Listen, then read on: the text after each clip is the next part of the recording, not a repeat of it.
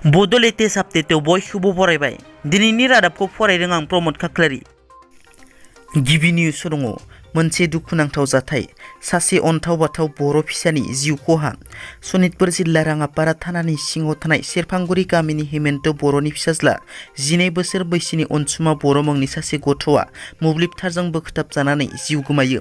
मिथिनो मोननाय बादिब्ला मोनाबिलिनि 7:30 समाव अनसुमा बर'आ गरमाव टेबोल फेन सालायनो मोब्लिबनि थारखौ खाज्राबाय थानाय समावनो मिथिस्लाब मोनै हरखाब थाराव नांफ्लांनानै बोखथाबजायो। गोब्राब हालोदाव अनसुमा बर'खौ फाहामथायनि थाखाय देहा फाहामसालियाव लांनाय जादोंमोनब्लाबो लामा ससेयावनो जोबथाहांबोयो।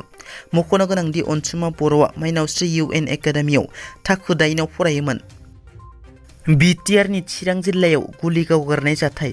चिरां जिल्ला रुनिखाता फरेस्ट रेन्जनि सिङाव थानाय भारत भुटान सिमना सान्थिफोराव हाग्रा बिफाननि रैखाथि हान्जाखौ थांखिनानै आयेन बेरेखा दंफां फालांगि खालामग्रा सुबुंफोरा सिखा आरो गनजों गाग्लोबनो नागिरदों होनना मिथिनो मोननाय जादों। थासारिखौ दबथायनो थाखाय हाग्रा बिफाननि रैखाथि हान्जाया गरजिसे गुलि गावगारनो गोनां जादों होनना सुलुङाव फोरमायदों। मोनसे दुखुनांथाव रादाब।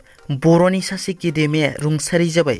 107 बोसोर बैसोआव बर'नि सासे गेदेमाया बे बुहुमखौ अराय समनि थाखाय नागारलांबाय। भारत उदांस्रिनि सोमावसारनायाव बाहागो लानाय मानगोनां गेदेमा निउलाराम कछारिया रुंसारि जाबाय।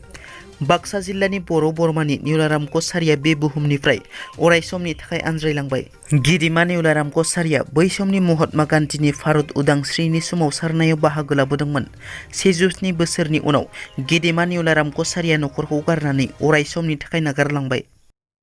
ब्रैथि खोलोबनि बड'लेण्ड सोमावसारनाया थाबैनो एबा गुसुं समनि गेजेरावनो जामारनो थांगासिनो नामा? मिरु बनसुआ गोबां खौरां मेलनि गेजेरजों बुंबोनाय लेखा ब्रैथि खोलोबनि आलादा रायजो बड'लेण्ड सोमावसारनायखौ जागायमारसिगोन नामा? बर' हारिनि मोनथायखौ लानानै भारत सरकारजों जुजिनानै आलादा नखर सोरजिनो थाखाय बनसुआ दिल्लीयाव थांनो बिथांखि लादों।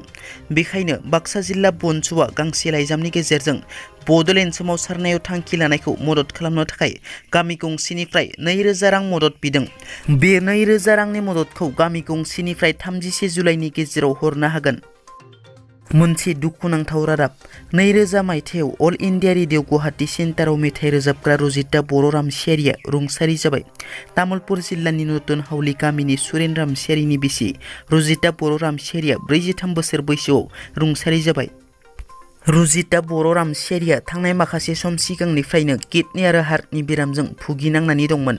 दुखुथिया नखराव बिटिआरनि गाहाय प्रमद बर'नि बिसि पारुल फरालि बर' बिथाङा थांनानै खौरां लाहैदों। बिटिआरनि गाहाय प्रमद बर'नि बिसि पारुल फरालि बर'आ रजिता बर'नि रुंसारि जानायखौ दुखु मोननाय फोरमायदों। क'क्राझाराव हा माफियानि दादागिरि। सरकारि हाखौ आयेन बेरेखायै सिना लानो पुलिसजों तर्क बितर्क।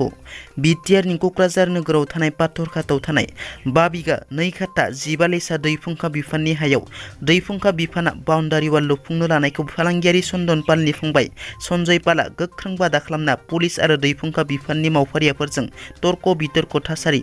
जाथाय थिलियाव खामानि मावग्रा लेबारफोरखौ हा दालाल चन्दन पालनि फंबाय सन्जय पालआ बादा होफैनायाव थासारिया दुंहाव सोमजियो होनना मिथिनो मोननाय जादों।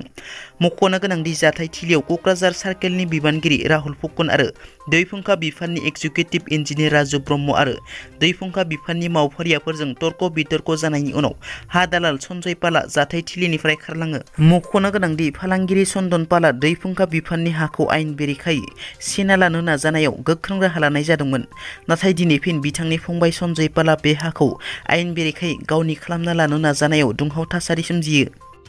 दिनैनि रादाबा एसेनोसै। नोंथांमोना जुदि आंनि चेनेलखौ दासिमबो साबस्क्राइब खालामाखै अन्नानै साबस्क्राइब खालाम। गोजोन्थों।